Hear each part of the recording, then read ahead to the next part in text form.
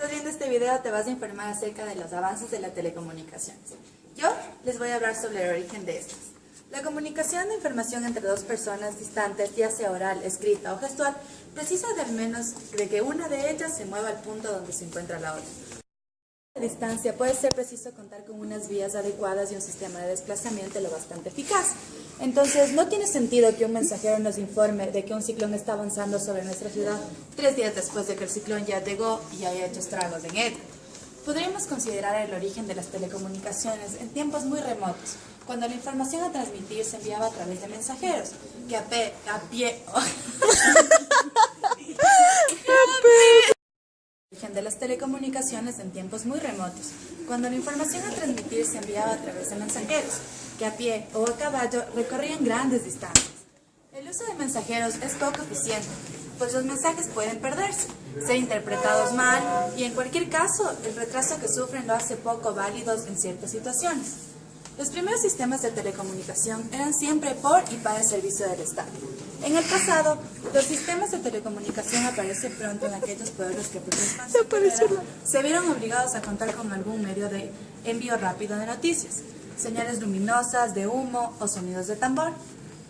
Las primeras redes de telecomunicación propiamente dichas surgen con la aparición de la telegrafía óptica, que permite sustituir a la mensajería por cuanto facilita la transmisión de cualquier tipo de mensaje. Se ideó una red óptica mecánica, cuyos nodos consistían en dos brazos móviles fijados en una barra. Era una columna perpendicular en su extremo. Esta barra, primero al principio combinaba unas sílabas, o sea, hacía combinaciones que correspondían a una sílaba, adoptando un código similar al de taquigrafía, aunque posteriormente se sustituyó por otro basado en un diccionario o vocabulario de 92 páginas con 92 palabras en cada página, siendo necesario solo 2 símbolos por palabra. Este mecanismo aproximadamente podía hacer una figura con 196 imágenes. Un ejemplo del inicio de la telecomunicación fue gracias al uso de un equipo llamado semáforo. Dicho equipo se instalaba encima de una torre en puntos elevados para hacerlo visible desde lejos. Las torres distaban unas de otras aproximadamente 10 kilómetros y los semáforos se pintaban de negro para ser distinguidos con claridad, aunque no era posible transmitir mensajes por la noche. Este aparato amplió la distancia para una mejor telecomunicación. Y puedo concluir con que la primera línea telegráfica puesta en marcha desde 1794 consistía en 22 estaciones que cubrían una distancia de 240 kilómetros, uniendo Lille con París. Esta línea permitía transmitir un mensaje en menos de 6 minutos frente a las 30 horas necesarias para un mensajero internet. En el desarrollo de las telecomunicaciones tenemos la creación del telégrafo eléctrico, que fue uno de los primeros inventos que surgieron como aplicación de los descubrimientos de Ampère y Faraday. Este consiste en un aparato que transmite mensajes codificados a larga distancia mediante impulsos eléctricos que circulan alrededor a través de un cable conductor. En 1866 se instaló el primer cable transatlántico que unía América con Europa, permitiendo así la interconexión de ambas redes telegráficas. La telegrafía se había impuesto ya por esa época en otros países. Continuando con el desarrollo de las telecomunicaciones, tenemos el telégrafo eléctrico, que fue uno de los primeros inventos que surgieron como aplicación de los descubrimientos de Ampère y Faraday. Este consiste en un aparato que transmite mensajes codificados a larga distancia mediante impulsos eléctricos que circulan a través de un cable conductor.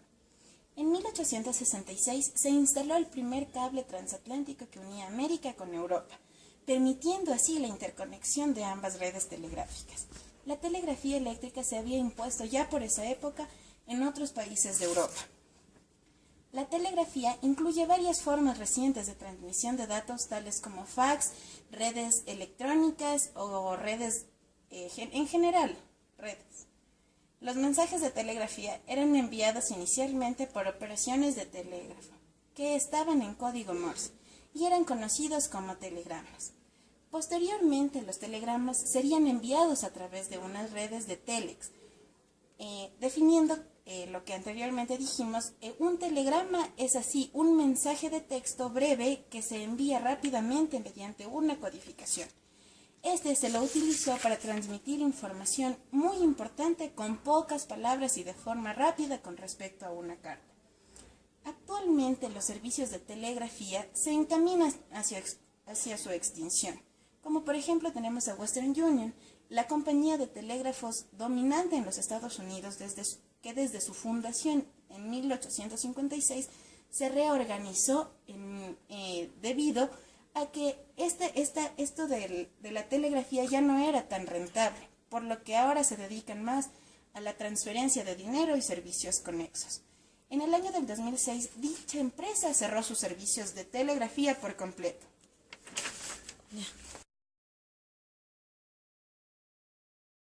De las telecomunicaciones, tenemos el invento del teléfono y las redes de telefonía. En febrero de 1876, Alexander Graham Bell registra la patente de su teléfono basado en el principio de resistencia variable. Este teléfono, en esencia, consta de un transmisor, un receptor e hilos unidos por un hilo metálico a través del cual pasa la electricidad. En la evolución de las telecomunicaciones, tenemos el invento del teléfono y las redes de telefonía. En febrero de 1876, Alexander Graham Bell registró la patente de su teléfono basado en el principio de la resistencia variable. Este teléfono, en esencia, consta de un transmisor, un receptor, unidos por un hilo metálico, a través del cual pasa la electricidad. El teléfono pasó a evolucionar rápidamente, lo que permitió incrementar la calidad de la voz transmitida, la distancia y la distancia de alcance. En 1876, año en el que se crea la empresa Bell, Thomas Edison patenta un transmisor mejorado con el que pasa en un bloque con un granulado de carbón que varía su densidad y conductividad en función de la presión de las comunicaciones telefónicas. Se llevan a cabo uniendo los teléfonos directamente, por lo que dos personas que deseen hablar tan solo deben comprar un teléfono y unirlo con un cable hasta el otro. Esto implicaría que para conversar con 3 personas necesitaríamos 6 cables y 2 aparatos telefónicos. Un paso adelante en la solución de este problema se puede llevar a cabo separando la conmutación de los otros usuarios. De esta forma, todos los usuarios que llevan una línea hasta el conmutador, disminuyendo el número de líneas necesarias hasta el número de números telefónicos. Una persona llamada operadora se encargará de puntear los 2 conectores correspondientes a los usuarios que deseen mantener una comunicación. Cuando el número de centrales es pequeño y no están geográficamente muy separadas, compensará económicamente unir todas las centrales entre sí. Pero cuando la red crezca, debemos aplicar las en la electromecánica, lo que originó la aparición de señalización entre el teléfono y las centrales automáticas. De esa época datan los teléfonos con marcación por pulsos que aún hoy, un siglo después, continúan vigentes. El transporte de la voz se digitalizó, lo que permitió compartir los medios de transmisión entre miles de conversaciones. Posteriormente también la señalización fue digitalizada, lo que dio lugar a la aparición de nuevos servicios sobre la misma red telefónica.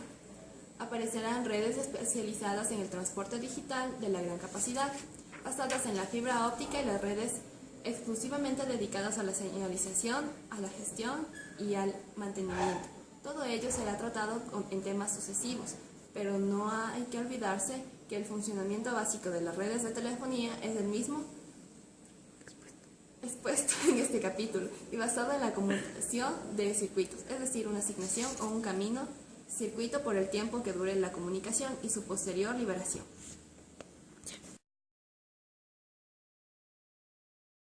Uno de los cambios de las telecomunicaciones es la radiodifusión.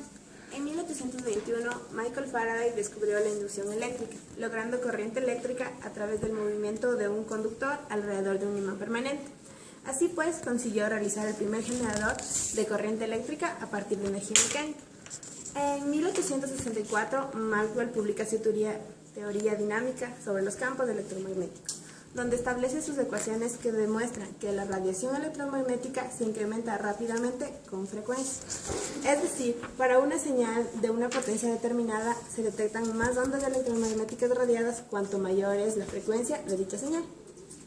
Para poder hablar de transmisión vía radio es necesario generar una onda electromagnética de alta frecuencia. No fue hasta finales de ese mismo año cuando el científico alemán Hertz logró emitir y recibir ondas electromagnéticas con fiabilidad. En 1901, Marconi consiguió con radiotelegrafía enviar señales atravesando el Océano Atlántico y siguió trabajando para mejorar la fiabilidad de los aparatos emisores y receptores. En 1904 aparecieron los primeros receptores basados en cristal, que actuaban como en el encendido y apagado de un circuito, y que permanecieron en su uso hasta 1915, donde el invento del tubo de vacío triodo permitió un desarrollo espectacular de la telefonía sin cables. En junio de 1920 se transmitió la